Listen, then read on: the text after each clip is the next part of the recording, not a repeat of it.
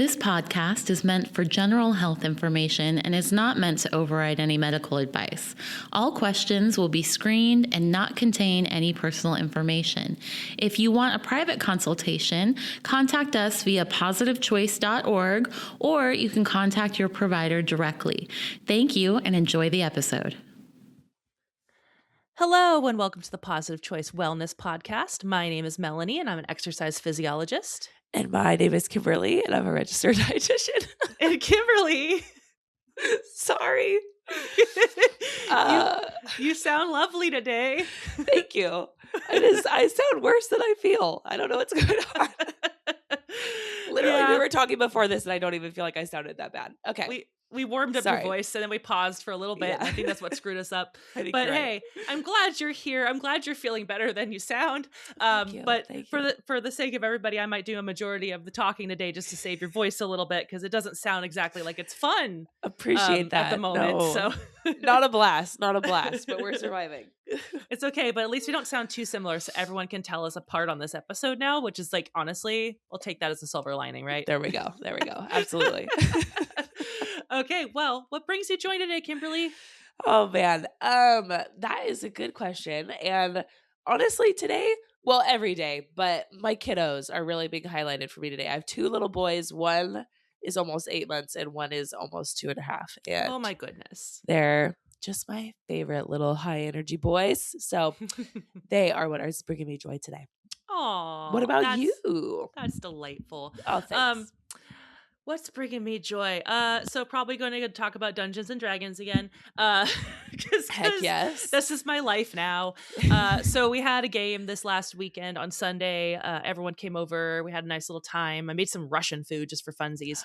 Fun. Just wanted to make some fun stuff. It's just good being in company. So I think what brings me joy is I showed them that I do have the power to destroy the entire team if I wanted to, but I chose to be a good DM and not do that to them. And then they were like, oh, you do have the capability, because I was just letting them, destroy all the little baddies that I've been throwing at them. And then I was like, let me show you what's up. And it was a good time for me. I had a great time. But 100%. Then I was like, I'm going to hold back and not make you write a new character. So... There you go. You were like, here's what I could do. Yeah, I had to power. show them. I had to show them that I am ultimately the most powerful person at the table. So there you go. Sometimes you just gotta show them you're in charge. So you do. That's what brings me joy is proving to my team that I do have the power. That's fantastic. I like it. That's a good one. But we're not going to talk about any of that because this is so not on topic. Right. So we're actually going to talk about something that's been honestly kind of coming up a lot in a lot of my classes the last few months. And I'm sure you've gotten questions about this before, if not recently, just in general, because it's a pretty interesting question to get, which is, what do I do about a weight plateau when I stall out? Yes, absolutely. Because it kind of causes a sense of panic, right? Like, I'm not doing something right.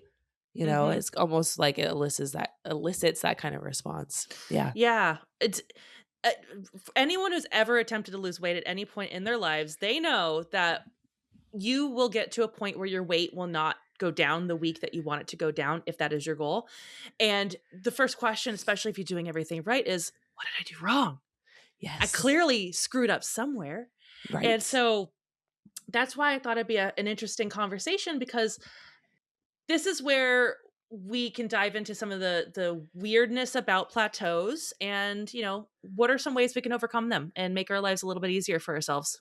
I love that. And I do think that it's important to add too that a plateau isn't inherently bad, because you are kind of proving to yourself that you can maintain your weight, which doesn't get the credit that it deserves either. So that's something that we need to keep in mind as well.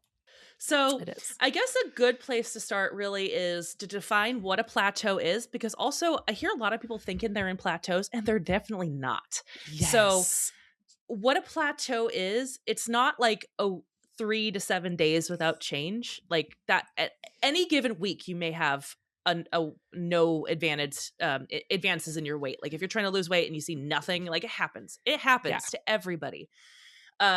And there's a lot of reasons why, and like I can list off a bunch of different reasons. Obviously, like how much water you've consumed. Your weight will vary about 5 pounds within the day anyways.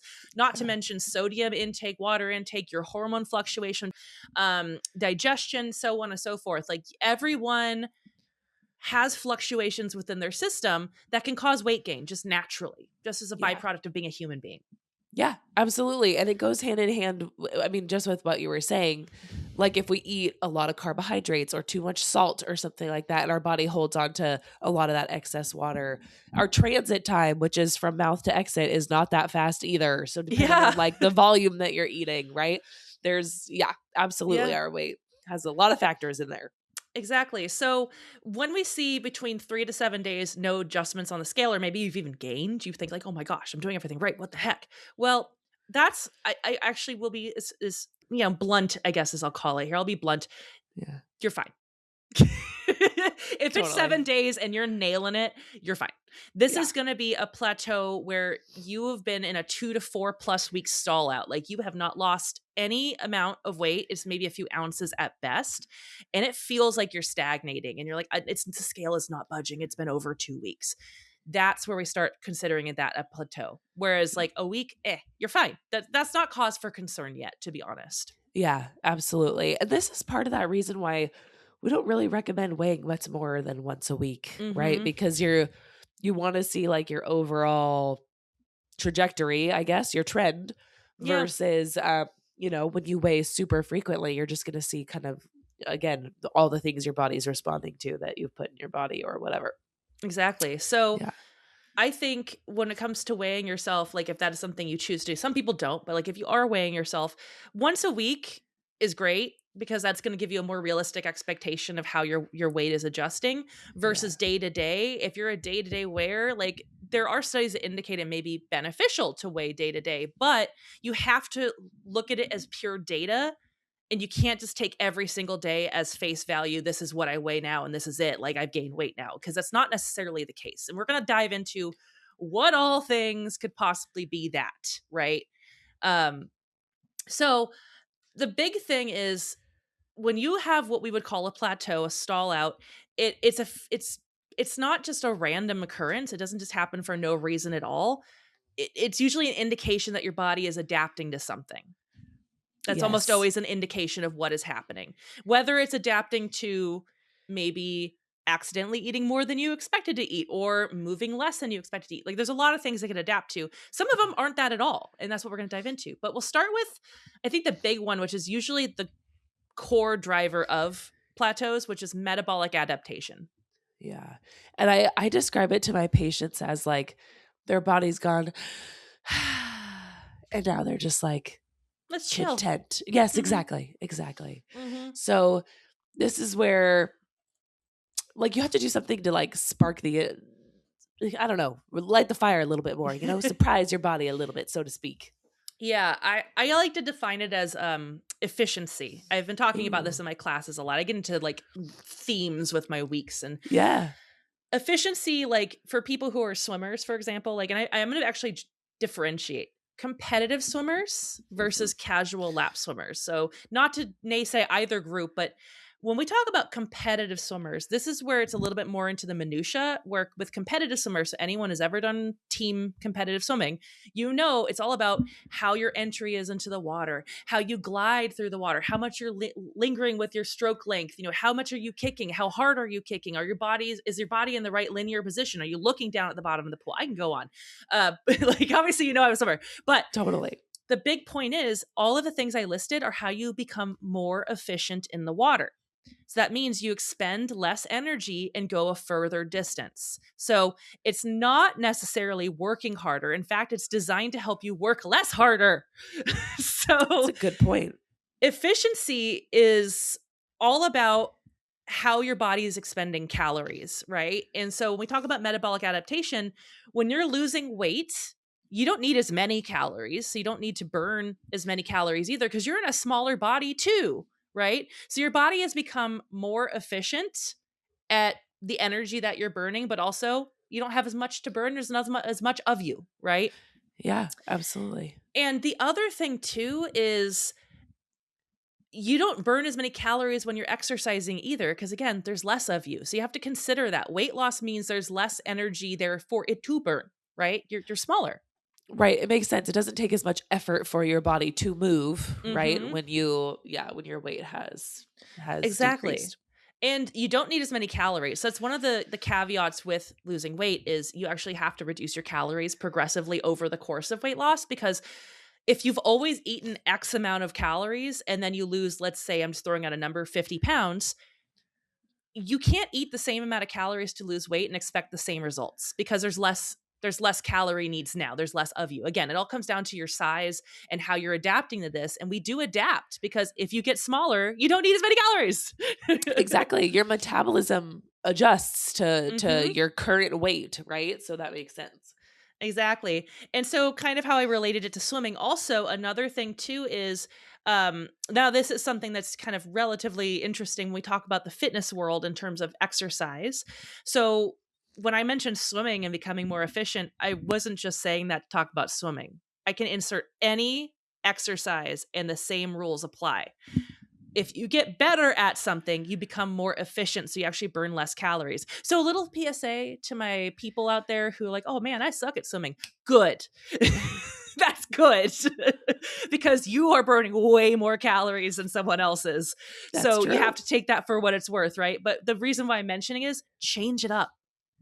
Do something different. Love that. If you're doing the same exercise routine or even the same eating routine, if you eat the same stuff over and over again, your body adapts. So change it up, right? But it may be changing up how many calories consumed, what type of calories you're consuming, how you're moving, how much you're moving. You know, doing little things like that can start to shift things in the proper direction, right? Yeah, absolutely. Even like how you structure your calories throughout the day, right? Like more, I call it front loading your day, where you eat more at breakfast, Mm-hmm. medium lunch, smaller dinner, that kind of thing. Totally. Exactly. Yeah. So the next thing, kind of speaking of calories, is Oh the yeah. potential. I kind of alluded to it a little bit with our calorie needs decreasing. But also another thing that happens is sometimes, unfortunately, we get a little bit of that portion distortion where our portions start to creep up a smidge Yeah. in size. I see Yeah. this a lot where people who do, like, they get in the routine, like, oh, I do the same thing every day. I can eyeball it. And it's Right. like, okay, um, you can eyeball it. That is absolutely true. But something to consider is we have a propensity for taking roughly 30% more than what we need. They actually did a study on this. So that's how we got to this 30% number. But we tend to think we're consuming 30% less food than we actually are. And Yeah. so the portion you take is likely going to be larger for whatever it is that you deem that portion, right? So if you're like, I'm going to take a cup of this, you probably are taking a cup and a third if you just eyeball it. Yeah, absolutely. And so it's part of it is keeping ourselves honest, right? Like Mm-hmm. for me, a big one of this is peanut butter. Like I got to Yep. use the tablespoon so I keep myself honest. Otherwise Mm-hmm. I'm like, I know what a tablespoon is. Hoopla, Um, so I could definitely, but again, it's just we get maybe comfortable or too trusting, right? And we kind of have to like check in a little bit. And Mm-hmm. another big one that I've heard from patients is I had one patient specifically, she called them BLTs, bites, licks, Yes. tastes. That's Yes. that's a thing from a weight loss program I did a long time ago. Oh, nice, It's like track your nice. BLTs, not bacon, lettuce, Totally. tomato. Right, exactly, exactly. Because she was mentioning she was like, I think she was using a food scale and she was Mhm. measuring out a protein source and did like 3 ounces, but it was just a little bit over. So she cut it enough to where it was 3 ounces and ate the piece she cut off. And then she said, she was like, oh my gosh, like that counts, Yeah. So, but those kinds of things add up when you're, cooking, sampling, Mhm. snacking. Yeah, it's stuff it feels negligible. I mean, I had a professor when I was in my undergrad program who we were talking about a very similar concept like this, and he was talking about candy. And he was like, let's say you get a bag of, sugary candy, okay? And you eat during your day the exact amount of calories. Somehow you're magically precise. You eat the exact amount of calories you need to sustain your body with the amount of movement you do. It's perfect every day, but you have this one 10-calorie piece of candy in addition to that every single day. And he's like, you would gain weight, albeit slowly, It may Yeah. take a few years, but you will see weight gain from that one piece of candy every single day. So it's like, it does matter. It just doesn't always appear like it's that big of a deal when it's like, oh, I just took a lick here, a bite here, a sip here, a taste there.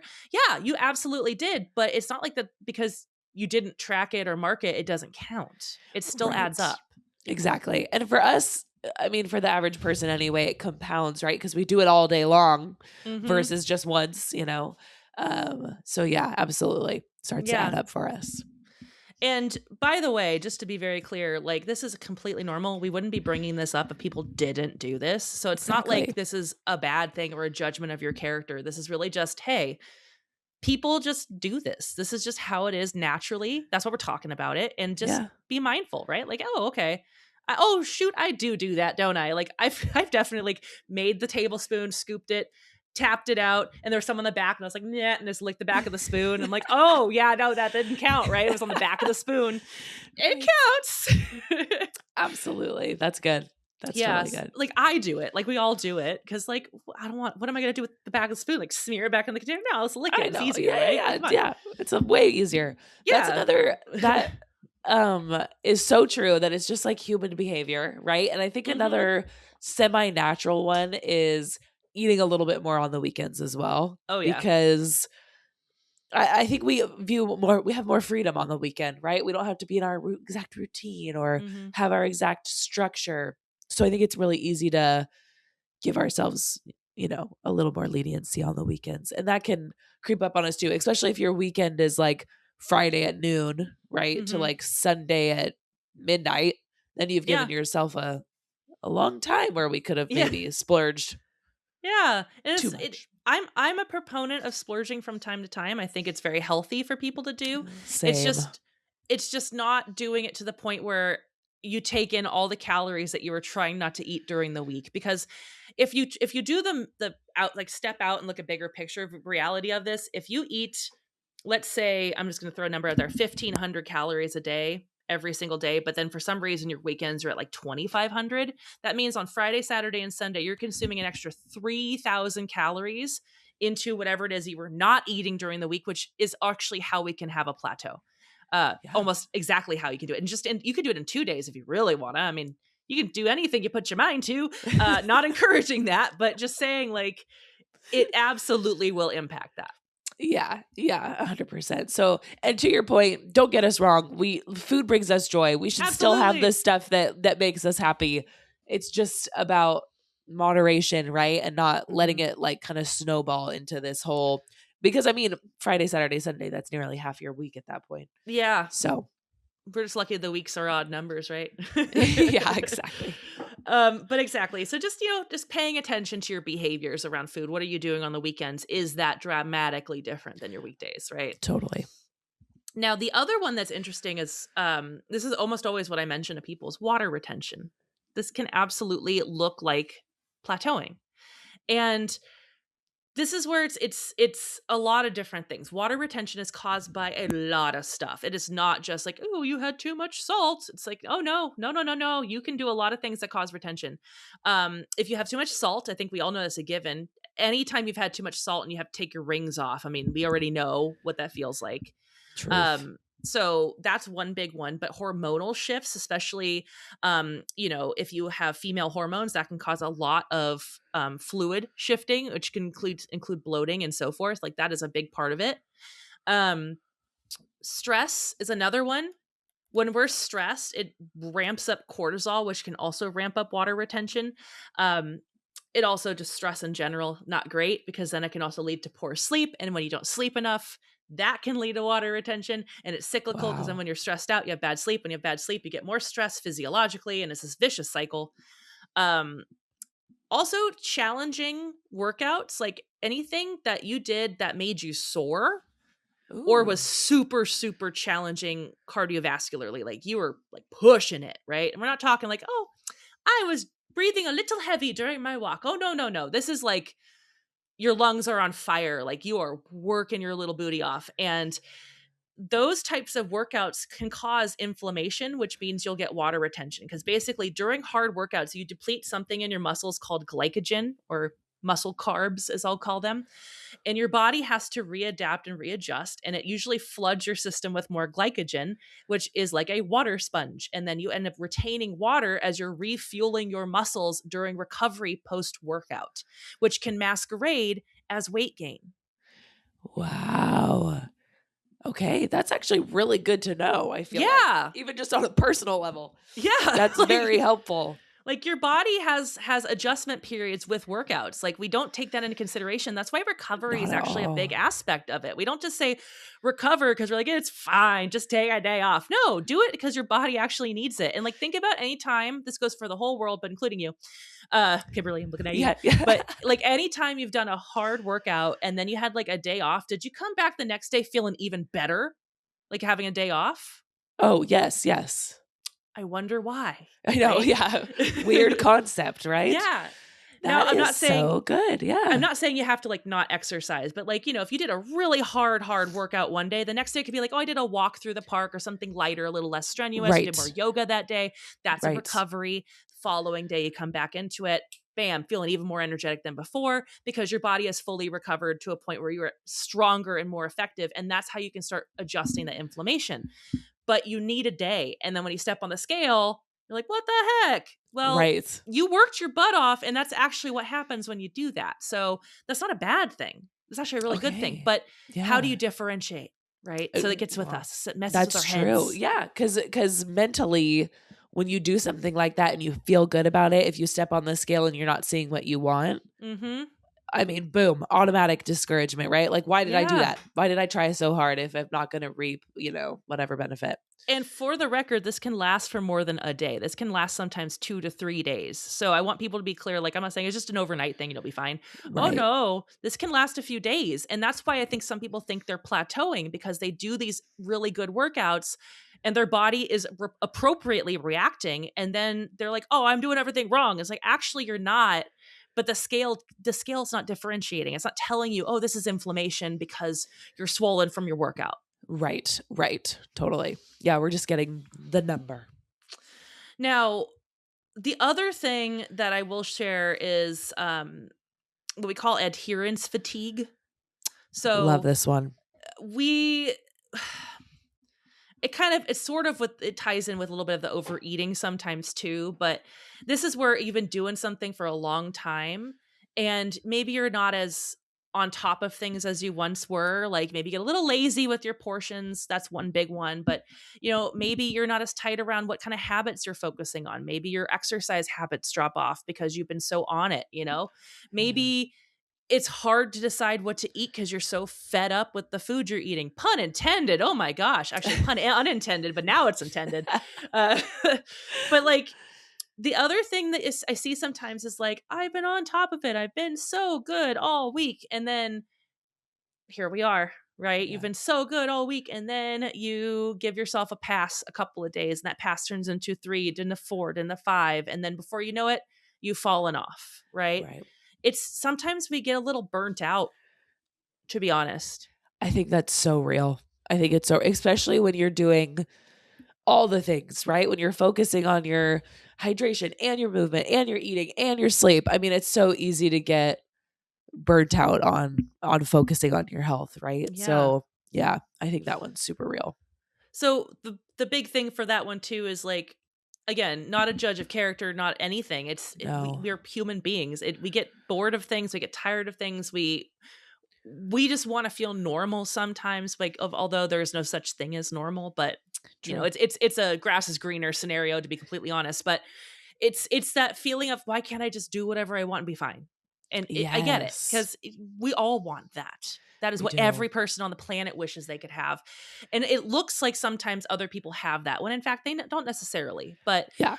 very few people have the capacity to eat whatever they want and not have any repercussions. Like very, Yes. very small percentage of the population. I agree. And even then, I feel like they're all like 15. Yeah. They're like, Yeah. young. Yeah, they're young. They got those young metabolisms. Exactly. Like, this is it's cognitive fatigue. And you're allowed to be fatigued. It's okay to take a week off sometimes. Be like, oh, I just want to be for like a week and then jump back on. Who knows? That could be the reset button you needed. Where instead of Yes. fighting it and then you just give up, you say, I'm just going to take a break. there's a big difference in when Yeah. you say I want to take a break versus I give up. Yes, absolutely. When it's a choice to take a pause, for sure. And sometimes that I call it for myself a deload week, when you maybe you take some intentional time off of exercise, but you still get your steps in, or Mhm. something like that. Sometimes it's good to shake it up, revamp the motivation, for the next Monday when your deload week is over, you're ready to dive back in, type of thing. But Exactly. yeah. So the big thing here now is, what can we do then, right? We've hit the plateau, whether or not we've defined plateau. So let's say you are in a plateau, like your scale's not budging. It's one of these things. It could easily be food. It could easily be exercise. It could easily be exercise, but in a good way, right? Like it's not lack thereof, but maybe enough that's really challenging you. So all of these things can affect you. So now it's like, what do we do? And there's things that don't exist. Like, obviously you can't like shock your metabolism. So when I say changed up, it's not about changing it up to shock your metabolism. It's not a Right. thing. It's just changing up your routine because it's not what you normally do. And so your Yeah. body has to adjust to whatever the new thing is you're doing. Right. So the adjustment is actually extra calories. Your body doesn't want to do that. So you do burn extra calories, but it's like playing the game. You know how the game works. Let's Yes. play it, right? Yes. The other thing a lot of people tend to do is this, like, I didn't lose weight, so now I'm going to cut my calories down really hard. Yeah. I see this a lot, and this is where it can lead to actually a cyclical pattern of eating that some people might be doing, actually, where it's starve, starve, starve, binge, right? Where you undereat, undereat, undereat. Your body can only sustain that for a few days, and then you just go Yeah. off the rails. Yeah. I And know. that's, yeah, go ahead. I was just thinking of it's easy to overdo it with exercise too, right? Like where we all of a sudden have this mentality of like less is more with our food, more is more, more is Mhm. better, whatever, with Yeah. our movement, right? So we kind of almost do a double whammy, so to speak. Yeah, And there are, exactly. I'm sure you've ran into this too. There's such a natural part of our brains that we think less is more with our eating. And I've worked with a lot of patients who are actually have a really beautiful exercise routine, and they Mhm. are not eating enough in order to support that movement. So they're Mhm. plateauing simply because their body's kind of hanging on to everything because Mhm. it is not getting fed enough, if that makes Yeah. sense. So sometimes that can be the case as well. But Yeah, it's what we've attributed as maybe starvation mode, if you will, where it's right. not really starvation mode, but your body basically is in this red alert, danger, danger zone at this point because you're not Yes. sustaining it. And that almost always leads to a binge at some point. Yes. Yes. Um, but yeah, like excessive exercise will not solve the problem, nor will Right. cutting calories dramatically. So keep doing that's the hardest part, is keep doing what you're doing. Because It if you is. don't, you're Mhm. actually shooting yourself in the foot, right? Yeah. Yeah. And then the big one, I like, this isn't as popular, but I actually still see this come up sometimes in classes. So I can't say it's lost popularity, but like a detox or a cleanse. Yes. That's a big one. Yes. I feel like it's making a resurgence for some reason. I don't know why, but I the don't big either. the big thing is, there's no such thing as a detox. It does not exist. It's not real. Not traditionally in any means. But I mean, if we're talking about detoxing, if you eat a healthy diet full of lean proteins, fruits and veggies and whole grains, that's a detox. If we're going to talk detoxes, drinking enough water, that's a detox. But Yes. chugging vegetable juice or fruit juice is not a detox. There's no detox teas like this. You have kidneys and a liver, they do a job. Yep. I was gonna say you got organs that do this for you. Just let Yep. them. Yep. The whole purpose of those organs is to filter your blood and get things that are toxic out of your system. Yep. And if you weren't capable of doing that and you had to consume things, a lot of us wouldn't be around right now, to be honest. Like, Yeah. because Super true. I've never done a detox, and I could tell you, if I've had periods of my life where I've definitely eaten things that were not the healthiest, and you'd think I wouldn't be around right now based on some of the stuff, and it's like, nope, that's because it doesn't exist. Your liver and your kidneys are very helpful. They do a lot of good things, so you don't need to Yes. do those things, right? It's a great idea because it feels like a kick in the pants, and there's a dramatic loss typically when people do like detoxes or cleanses, because you're usually not eating the right nutrient profiles. Usually they're high carb, no fat, no protein, and your body will drop water very rapidly, but it will also start to utilize your muscle tissue for energy because you're not consuming enough protein in your diet. Oh, it's like devastating, right? I mean, that's Mhm. precious, precious tissue for us. It So, is. And stepping on the scale, you see the loss, you're like, yay, I'm losing weight. But like, you are, but is it the weight right. you want to be losing? Not exactly. Not that Yeah. we want to lose the weight that takes up volume, obviously, our fat Yeah, tissue. exactly. So the big thing here is if you feel like you're hitting a plateau, the things that do work, just check in. First off, what are your portions looking like? Be honest with them, weigh them out. Love Check it. your weekends. Are your weekends going a little happy? You having a little too much fun maybe? I don't know. You can still have fun in other ways.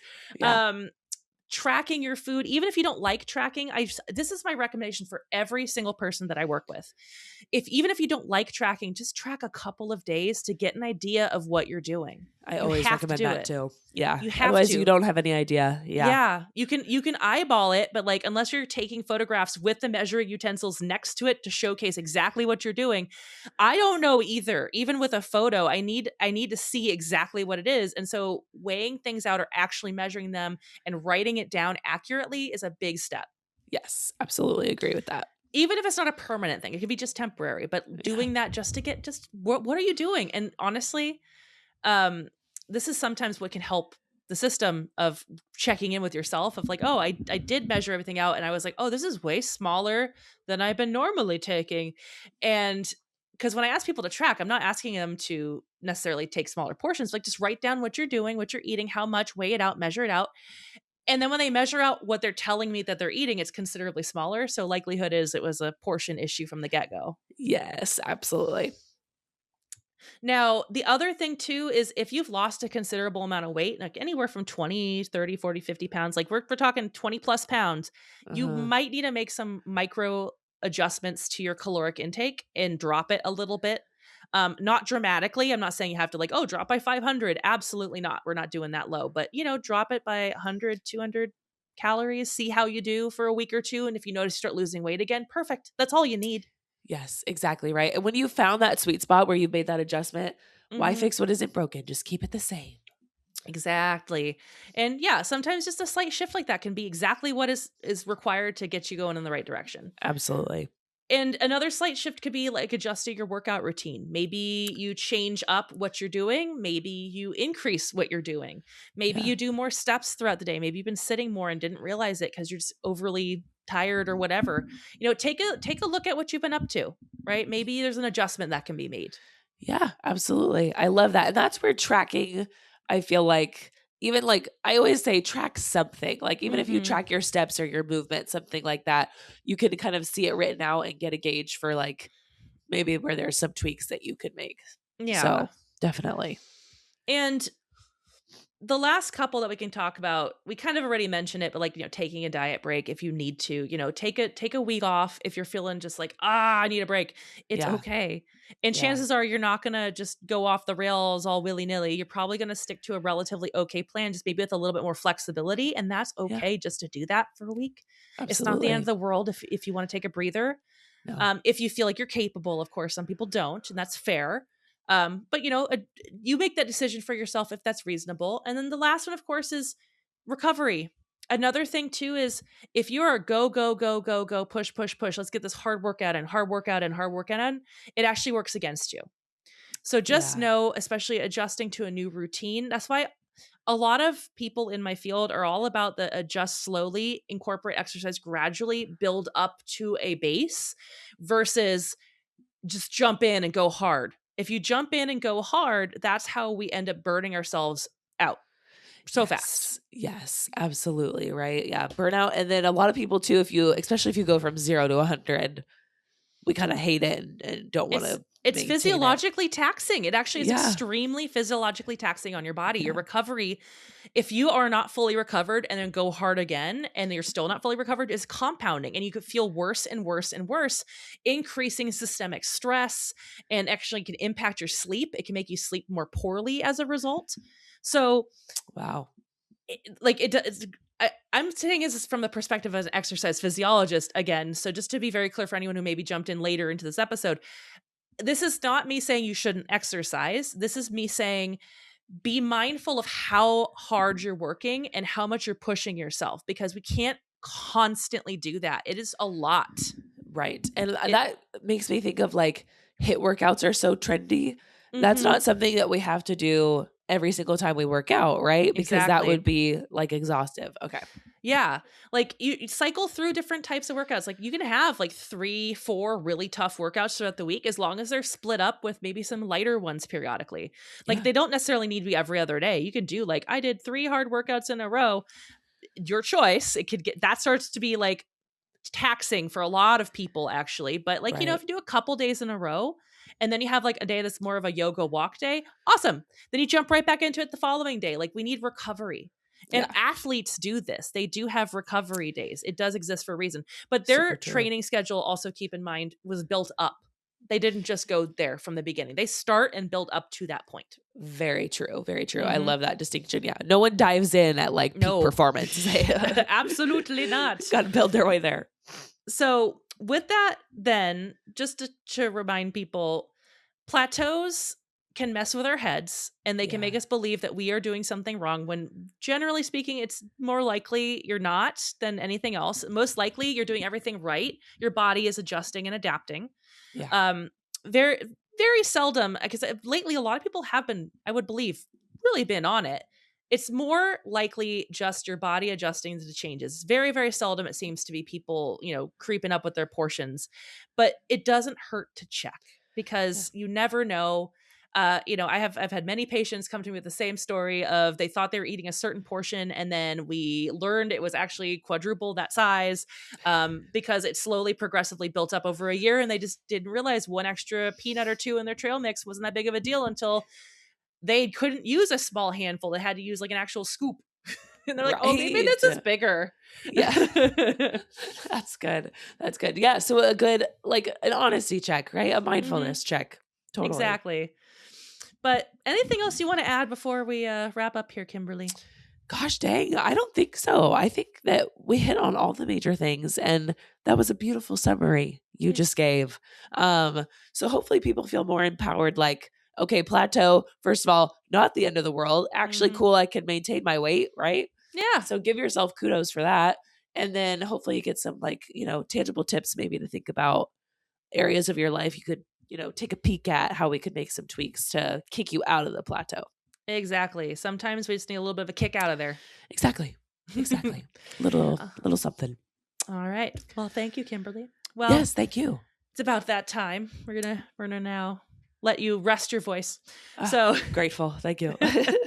So thank you all for listening. If you're listening to this here podcast that we have going on, make sure you like, share, and subscribe. If you're watching on YouTube, feel free to comment below. But with that being said, have a good afternoon. And until next time, everybody.